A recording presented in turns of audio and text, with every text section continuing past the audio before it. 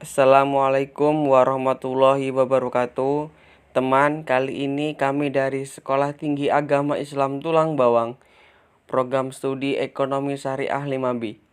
Kami akan membahas tentang teori investasi, di mana dosen pengampu kami Bapak Edo Akbar Yamin, Sarjana Ekonomi Magister Manajemen, serta adanya teman-teman kami yaitu Ahmad Arif Nurrahman, Anita Sari, Atika Rahmayanti, Faizatul Apro, Novi Ratnasari, Tuti Syariah. Baik teman-teman, langsung saja kita ke pembahasan. Investasi adalah penanaman aset. Penanaman aset atau dana yang dilakukan oleh sebuah perusahaan atau perorangan untuk jangka waktu tertentu, demi memperoleh imbal balik yang lebih besar. Investasi mengeluarkan sejumlah uang atau menyimpan uang pada sesuatu dengan harapan suatu saat mendapatkan keuntungan finansial. Contohnya, investasi adalah pembelian berupa aset finansial seperti obligasi, saham, asuransi. Di bagian ini membahas tentang macam-macam investasi, terdiri dari 4. Yang pertama, investasi barang modal dan bangunan. Yang kedua, investasi persediaan. Yang ketiga, investasi uang atau saham. Dan yang keempat yaitu investasi pendidikan. Pengertian dari barang modal yaitu aktiva tetap yang dihasilkan oleh satu bisnis yang pada gilirannya digunakan oleh bisnis kedua untuk menghasilkan barang atau jasa konsumen.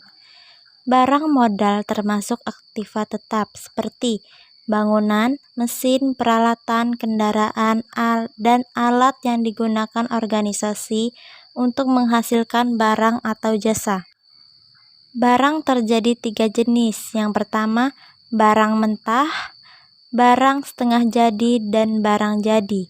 Barang mentah yaitu barang yang perlu diolah lebih lanjut agar dapat menjadi barang setengah jadi. Barang setengah jadi yaitu barang yang sudah melalui proses produksi tetapi masih harus melalui proses selanjutnya. Yang terakhir, barang jadi yaitu barang yang sudah siap untuk dikonsumsi. Misalnya, contohnya yaitu padi. Padi yaitu barang mentah, ketika setengah jadinya yaitu beras, dan barang jadinya yaitu sudah menjadi nasi yang siap dikonsumsi. Selanjutnya yaitu investasi bangunan atau properti, yaitu menanamkan modal atau dana serta kemampuan kita ke dalam pengembangan properti. Investasi properti bisa dimulai dengan membeli tanah atau properti lainnya, seperti rumah, kemudian menyewakan dan menjualnya setelah beberapa tahun.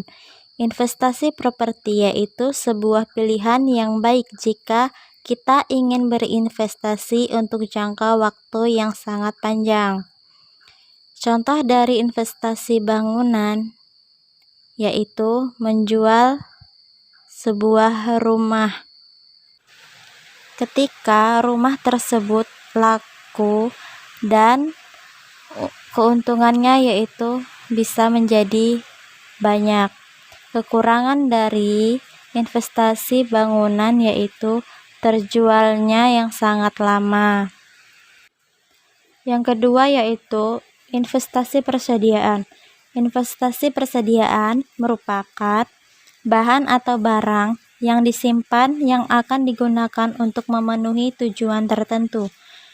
Misalnya, untuk digunakan dalam proses produksi atau perakitan untuk dijual kembali, atau untuk suku cadang dari suatu peralatan atau mesin.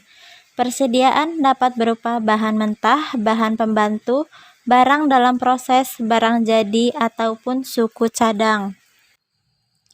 Yang ketiga yaitu investasi uang atau saham. Di saham ini, investasi yang dananya bisa beraneka ragam tergantung dari kita. Dan dalam investasi saham ini ada banyak hal yang harus diperhatikan. Kita bisa untung besar ataupun rugi besar dalam waktu yang relatif singkat. Untuk berinvestasi di bidang saham ini, kita harus mempunyai kemampuan untuk melakukan analisa terhadap saham. Bagaimana keadaan suatu perusahaan, apakah akan mengalami kerugian atau perusahaan dapat terus berjalan. Semua ini sangat diperlukan untuk investasi di bidang saham ini. Misalnya, jika kita memiliki saham 50% dari suatu perusahaan, maka sama saja kita memiliki aset setengah dari total aset yang dimiliki perusahaan tersebut. Saham umumnya dibuat dalam bentuk surat berharga yang menunjukkan kepemilikan. Yang terakhir yaitu investasi pendidikan. Investasi pendidikan yaitu cara berinvestasi yang bisa dibilang sangat pasti akan bisa mengembalikan modal awal investasi. Karena bisa dikatakan investasi pendidikan ini sangat berharga bila dibandingkan dengan jenis investasi yang lainnya. Mengapa?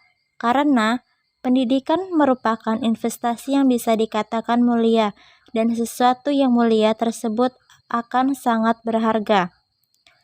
Anda memberikan pendidikan anak setinggi-tingginya merupakan contoh investasi yang nanti pada saatnya return atau pengembaliannya mungkin jauh lebih besar dari apa yang Anda keluarkan saat ini untuk pendidikan anak Anda.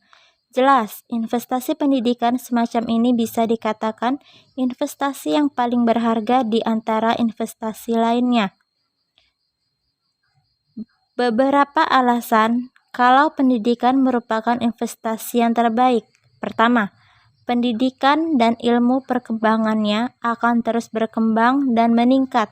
Kita tidak bisa memprediksi seberapa besar penghasilan yang akan didapatkan dari investasi pendidikan ini, yang jelas pasti akan mendapatkan returnnya. Yang kedua, tidak bisa dipungkiri, saat ini rata-rata perusahaan akan melihat latar belakang pendidikan seseorang sebagai bahan pertimbangan untuk penempatan kerja pada suatu perusahaan tertentu. Yang ketiga yaitu pendidikan tidak akan ada masanya dan tidak akan pernah habis pula, karena mencari ilmu itu akan terus dicari dan dikejar sampai ke liang lahat.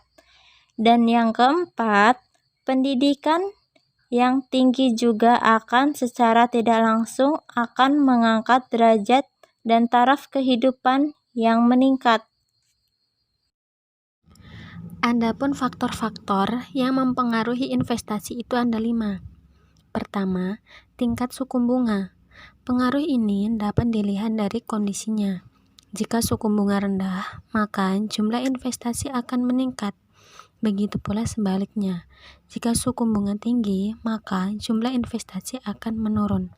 Seperti kita akan membuka deposito atau mengajukan pinjaman kredit. Apabila saat suku bunga tinggi, masyarakat akan enggan meminjam ke bank. Begitu pula sebaliknya. Saat suku bunga rendah, masyarakat akan bermotivasi untuk meminjam ke bank. Yang kedua yaitu tingkat pengembalian modal. Jika jumlah yang diinvestasikan semakin besar, maka jumlah keuntungan yang didapat akan semakin besar pula. Namun, apabila terjadi kerugian, maka kerugian tersebut juga berisiko sangat besar. Selanjutnya, peluang pasar.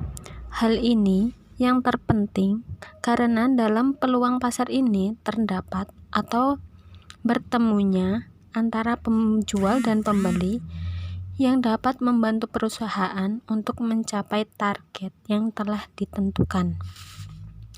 Yang keempat yaitu iklim usaha yang kondusif.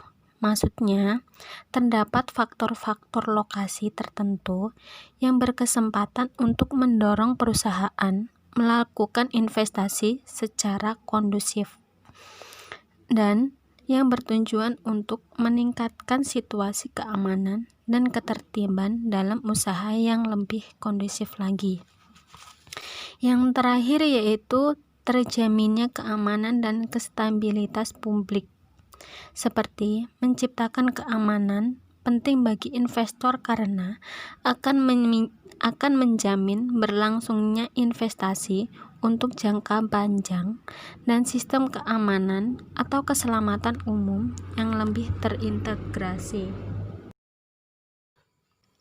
Selanjutnya, pengertian siklus bisnis merupakan pasang surutnya performa ekonomi secara nasional yang terjadi secara berulang-ulang, atau suatu periode yang menggambarkan kondisi ekonomi mengenai aspek-aspek tentang kondisi ekspansi maupun kondisi puncak suatu bisnis yang akan memberikan pengaruh positif terhadap kinerja suatu perusahaan. Oke teman-teman, selanjutnya kita akan membahas tentang konsep siklus bisnis. Nah, di dalam slide ada 4 tahap, yaitu yang pertama ekspansi, yang kedua peak atau puncak, yang ketiga resesi atau menurun, dan yang terakhir trough atau depresi. Apa sih maksudnya? Nah, saya akan menjelaskan tentang konsepnya siklus bisnis ini. Nah, jadi siklus bisnis ini dapat dipahami juga sebagai jenis fluktuasi dalam aktivitas ekonomi dari berbagai negara yang terdiri dari ekspansi, resesi, kontraksi, dan kebangkitan ekonomi. Durasi terjadinya siklus bisnis ini sangat bervariasi dari yang terpendek lebih dari 1 tahun hingga terpanjang 10 hingga 12 tahun teman-teman. Meski berfluktuasi, namun periode terjadinya tidak bisa diprediksi secara pasti. Artinya, meski siklus bisnis merupakan rangkaian kondisi ekonomi yang berulang, namun ternyata periode terjadi pengulangannya ini tidak dapat dipastikan dalam jangka waktu yang sama, teman-teman. Nah, tahapan dalam siklus bisnis ini terbagi menjadi 4. Nah, yang sudah ada dalam slide tadi, yaitu yang pertama itu kemakmuran atau peak, itu ada di puncak siklus. Nah, yang kedua itu kemerosotan atau resesi, jadi dia habis di puncak itu kalau dia mengalami kemerosotan itu namanya resesi ekonomi. Terus palung perekonomian atau trough itu berada di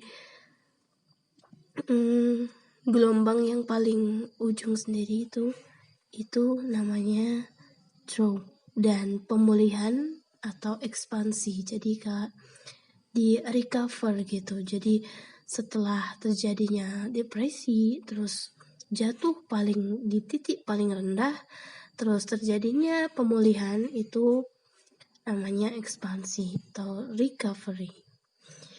Nah, kalau tahap kemakmuran ini mempresentasikan puncak siklus di mana perekonomian suatu negara ini sedang dalam kondisi yang baik. Laju pertumbuhan ekonomi tinggi dan tingkat penganggurannya rendah. Kalau kemerosotan, dari tahap kemakmuran atau puncak siklus, kondisi ekonomi ini beranjak ke tahap kemerosotan yang ditandai dengan terjadinya resesi ekonomi. Perekonomian suatu negara ini dikatakan berada dalam tahap resesi apabila nilai PDB mengalami penurunan atau nilai pertumbuhan ekonomi real ini negatif selama 2 kuartal atau lebih dalam periode 1 tahun, teman-teman. Yang ketiga itu palung atau trough, palung perekonomian. Nah, kalau di laut nih, keberadaan palung ini membahayakan karena mampu menjebak, di mana jika ada orang yang terjebak di dalamnya ini akan sulit keluar sehingga resikonya terseret ke laut lebih dalam bahkan sampai kehilangan nyawa. Nah, ini juga yang digambarkan Dalam perekonomian, palung dalam ekonomi juga memiliki makna yang membahayakan. Palung perekonomian dapat dimaknai sebagai kondisi resesi yang lebih parah dan mengarah pada depresi ekonomi. Jadi suatu negara yang perekonomiannya mengalami tahap palung ini artinya harus merumuskan kebijakan baik moneter maupun fiskal yang gunanya ini untuk menyelamatkan perekonomian negara. Yang keempat atau terakhir di pemulihan atau ekspansi. Nah, pada tahap ini, geliat perekonomian kembali dapat dirasakan, berangsur secara perlahan namun pasti. Nah, tingkat permintaan masyarakat akan barang dan jasa juga mulai naik. Nah, hal ini tentu saja memicu produsen untuk meningkatkan volume produksi. Dan seiring volume produksi yang meningkat, angka pengangguran pun mulai dapat diatasi. Durasi siklus bisnis ada 3 macam, yaitu yang pertama ada siklus jangka pendek, yaitu berkisar 40 bulan atau sama dengan 3-4 tahun. Kemudian siklus jangka menengah yang berkisar 7-11 tahun. Dan yang terakhir ada siklus jangka panjang, yaitu berkisar 48-60 tahun. Nah, pada siklus jangka panjang ini biasanya terjadi di negara-negara miskin, seperti di negara Afrika. Terima kasih sudah mampir di channel kami. Jangan lupa di like, komen, share, dan subscribe. Terima kasih, kami akhiri. Wassalamualaikum warahmatullahi wabarakatuh. I guess I kinda like the